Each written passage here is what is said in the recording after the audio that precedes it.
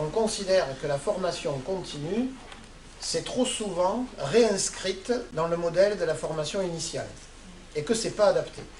Et que la réglementation, de ce point de vue-là, a constitué un frein à l'innovation pédagogique et au développement des compétences. Et donc, parce que quand on regarde aujourd'hui ce qu'est une formation, hein, si je prends la définition aujourd'hui, on vous dit pour une formation, il faut un objectif, il faut un programme, il faut un contenu, il faut un formateur, il faut une évaluation, etc. Et donc ça ressemble quand même beaucoup à la formation un peu scolaire. Pas que, je peux faire d'autres choses, mais malgré tout, le format de base, il est un peu standard là-dessus. Donc, on dit, si on pouvait trouver des choses peut-être un peu plus attractives, un peu mieux adaptées, voire plus efficaces, il ne faut pas se priver. Donc du coup, on redéfinit. Ce sera difficile pour les réformes futures de faire plus court. On redéfinit l'action de formation, et aujourd'hui, elle est définie en 2 critères. Il y a formation dès que je peux identifier des objectifs professionnels, c'est-à-dire que la finalité d'une formation, c'est de permettre à quelqu'un d'exercer une activité professionnelle, quelle qu'elle soit. Et je dis bien, quelle qu'elle soit.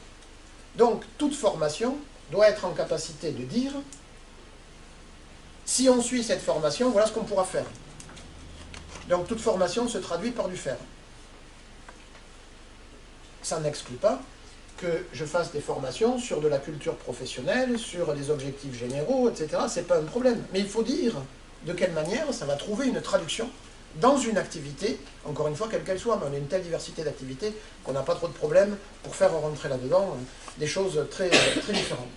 Et la deuxième chose, on dit, puisqu'il y a formation, il y a des acquisitions de compétences, c'est l'objectif, donc il faut indiquer de quelle manière elles vont se faire. Donc quel est le parcours pédagogique qu'on organise pour que les gens arrivent à acquérir les compétences. Mais sur ce parcours-là, on l'organise comme on veut.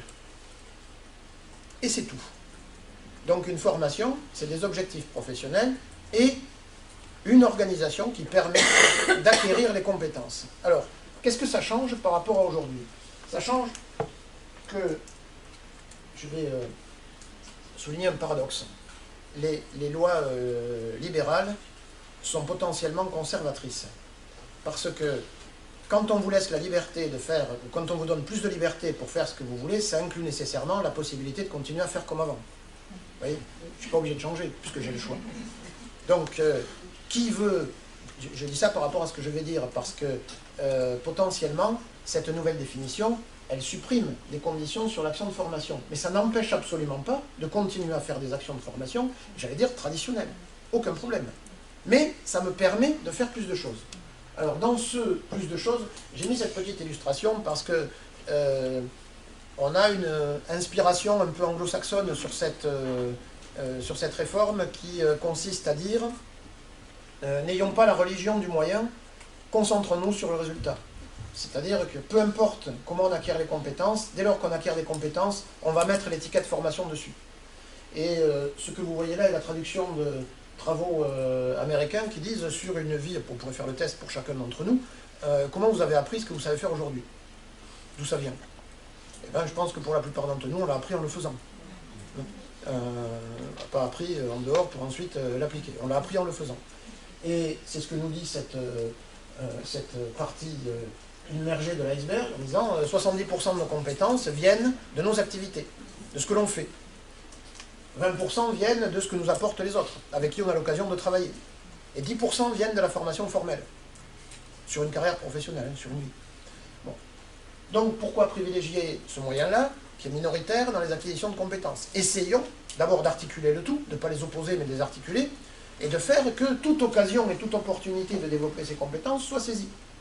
D'où une définition très élargie, qui conduit à 2 disparitions potentielles. Alors je dis bien potentielles, parce que c'est pas obligé. Première disparition potentielle, le formateur. C'est-à-dire qu'aujourd'hui, il n'y a pas de formation sans formateur. Si j'ai une formation, j'ai nécessairement quelqu'un qui l'anime, etc. Là, on me dit, le formateur, pas forcément. Alors, pourquoi, comment? Il y a peut-être un degré ou 2 niveaux. D'abord, le formateur qui transmet, c'est une manière de faire de la formation, mais là on nous dit il y a aussi le formateur qui fait acquérir. C'est-à-dire que ça ne passe pas par lui. Je vais vous prendre un exemple sur une action qu'on a du mal à rentrer aujourd'hui dans la formation, même si on y arrive, enfin on bricole, et demain ça posera beaucoup moins de problèmes. Quand on fait de l'analyse de pratique, ou du retour d'expérience, vous voyez, quand on veut, je ne sais pas, dans une centrale nucléaire, travailler sur la sécurité, on déclenche des incidents fictifs. Et on regarde comment les gens se comportent. Et après, on débriefe. Et c'est une manière de se former, de développer les bonnes pratiques. Si demain, je mets ensemble des gens qui ont une même expérience d'activité, etc., qui travaillent sur les mêmes champs, et qui échangent sur les bonnes pratiques entre eux, ben, l'acquisition de compétences, elle ne passe pas par un formateur. L'acquisition de compétences, elle passe par le travail collectif. Peut-être que j'ai un animateur, c'est mieux d'ailleurs. Si j'ai un animateur ou un régulateur ou quelqu'un, mais ce n'est pas lui qui apporte, c'est pas lui qui transmet, il est en retrait, il n'est plus au centre. Ce qui est au centre, c'est la personne qui apprend. On a le même débat à l'école. C'est est-ce que l'enseignement, c'est le maître ou l'enseignant qui transmet et qui délivre, et puis les autres qui écoutent et qui réceptionnent, ou alors est-ce que c'est des gens qui acquièrent parce que je les fais travailler, je les mets en situation, etc. En fait, c'est une incitation à faire de la pédagogie active, c'est-à-dire à mettre plutôt les gens en situation. Ce qui a motivé ça, enfin, notamment, le CEREC, le Centre de recherche sur l'étude sur l'emploi et les qualifications, a fait des travaux sur qu'est-ce qui reste d'une formation une fois qu'on l'a suivie. Vous voyez, qu'est-ce qui reste de cette matinée une fois que vous serez retourné dans la nature. Bon. Et donc on dit, à l'issue d'une formation, 50% des acquis disparaissent dans un délai à peu près de 15 jours. Super. Et pourquoi? Parce qu'en formation, on n'acquiert pas des compétences. On a un collègue qui a une jolie expression qui dit la formation, c'est des promesses de compétences. Mais elles ne sont tenues que si ça trouve une traduction dans l'activité. Si je les consolide par l'activité. C'est pour ça d'ailleurs que, vous le noterez, sur tout ce qu'on essaie de promouvoir dans la réforme, en fait, on essaie de rapprocher la formation de la situation de travail. L'alternance. Pourquoi on favorise l'apprentissage et les contrats pro? Parce qu'on dit, pédagogiquement, une formation en alternance, elle est plus efficace que notre modèle de formation. D'ailleurs, si on fait l'expérience, je prends un même diplôme, je prends des jeunes qui sont en formation initiale, et je prends des jeunes qui sont en apprentissage, pour le même diplôme. Je regarde le niveau de sortie. À un niveau équivalent à l'entrée, 80-90% des jeunes qui ont fait l'apprentissage, ils ont un niveau supérieur de compétence. Ça ne veut pas dire que les autres, ils ne l'atteindront pas, mais ils mettront plus longtemps. Pourquoi? Parce que il faudra le temps qu'ils transfèrent tout ça, ils le transposent dans l'activité, etc. Alors que les autres, ils le font directement. Alors c'est plus exigeant, parce que ça demande plus d'investissement, plus de temps. Hein. Les apprentis sont plus fatigués à la fin de l'année scolaire que les étudiants. Ils ont moins de vacances aussi. Et oui, parfois, vous voyez, quand on veut favoriser l'apprentissage, et puis parfois on voit des jeunes, on dit, tu as l'apprentissage, d'un côté tu es payé, de l'autre côté tu payes, de l'autre côté tu as un statut, de l'autre côté tu l'as pas, et pourquoi tu veux quand même faire étudiant? On dit, ouais, mais de l'un côté j'ai 5 semaines de congés payés, de l'autre côté j'ai 4 mois de vacances sur l'année. Donc ça peut aussi jouer dans le choix d'orientation.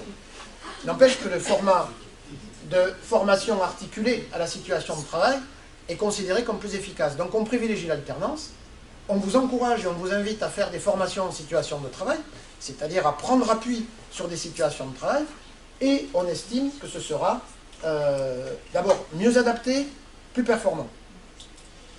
Et donc, dans ce schéma-là, on dit je peux parfaitement avoir une formation où il s'agit en fait de passer des commandes aux gens. Je leur demande de réaliser certaines activités, je leur mets à disposition des ressources, etc. Et j'ai plus forcément un formateur, mais j'ai quoi? J'ai un accompagnateur, j'ai un conseiller, j'ai un tuteur, j'ai un parrain, on peut l'appeler comme on veut, on peut même l'appeler formateur, c'est pas le problème. Mais les apprentissages ne passent pas, et pas forcément, principalement par lui. Alors ça ne s'oppose pas. Je peux avoir des temps d'échange avec un expert, je peux avoir des temps de travail individuel, collectif, etc. Mais ça veut dire que les modalités sont très ouvertes.